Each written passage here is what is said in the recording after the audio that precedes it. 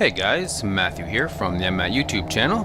Scott and I took his Challenger out a little while ago and he wanted to get some practice flying from the back seat, and so that's what we did. I'm sitting in the front, he's sitting in the back, although on this takeoff I'm actually at the controls and Scott is just kind of looking around. He's got his head cam on here, as you can see, and you may notice I have my head cam on too, but even though I turned it on and I actually did hit record, I didn't get any of the footage. It corrupted itself somehow, so no footage from my head cam, but that's okay. Scott's head cam captured some good stuff, so I just used that instead.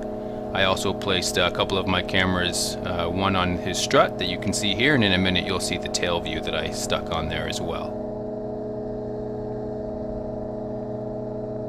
We're not doing anything terribly exciting, just doing some circuits, and Scott's getting some practice from the back seat. He wants his wife to be able to fly from the front seat, and she doesn't have a pilot's license, and so he needs to make sure that he can actually control the plane from the back seat just in case she needs a little extra help.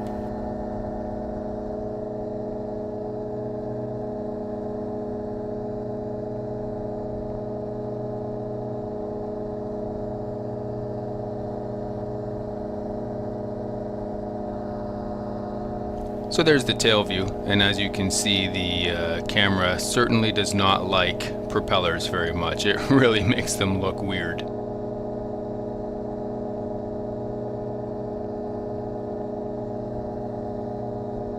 It was a bit gusty, and you will see the plane get tossed around a little bit, but these planes are designed to take that sort of flying conditions, and it was no danger at all, and very little stress on the plane, so we weren't worried about it.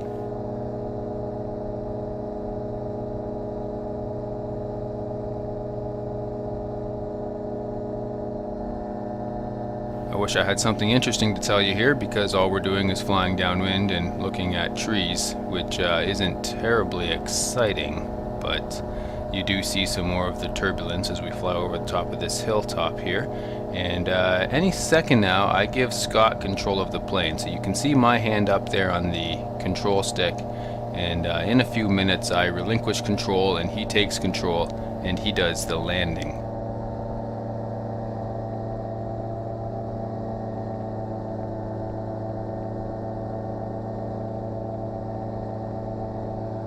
Another shot from Scott's head cam. You can see the runway there. We're definitely on downwind at this point.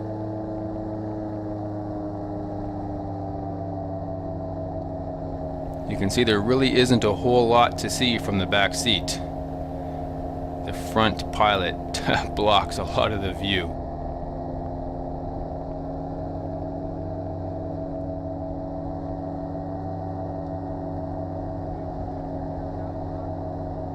There I am fighting the turbulence a little bit more.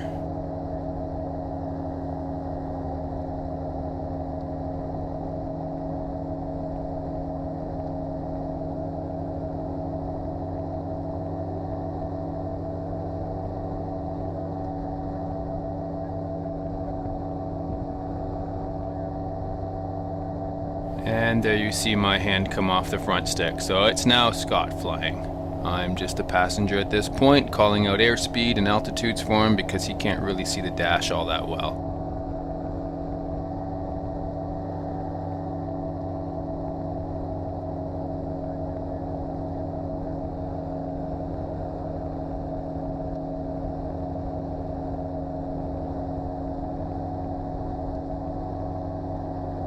Turning from downwind onto base leg. Another spectacular shot of a really funky looking propeller. And you can see the terrain around Edmonton Airport is definitely challenging, which is why we do right-hand circuits with this runway, because doing them left-hand we would be over an even bigger hill than the one we just flew over.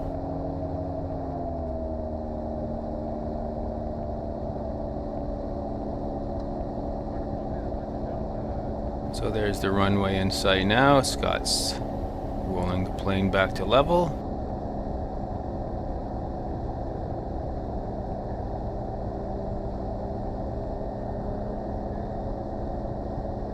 This is a shot of what Scott gets to see flying from the back seat. you really don't have a whole lot to go on. If he leans his head way over to the left or way over to the right, he can get a glimpse of the runway. But for the most part, you're flying in with peripheral vision.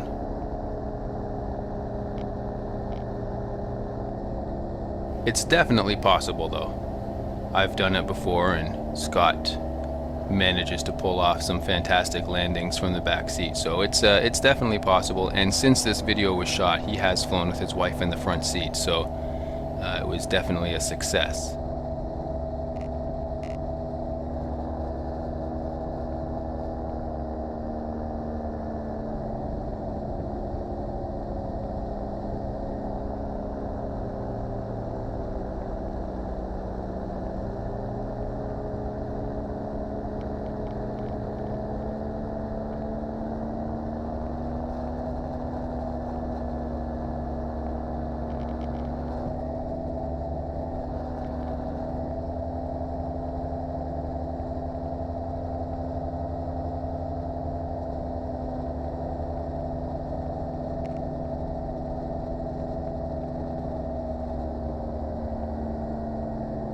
And there we are down.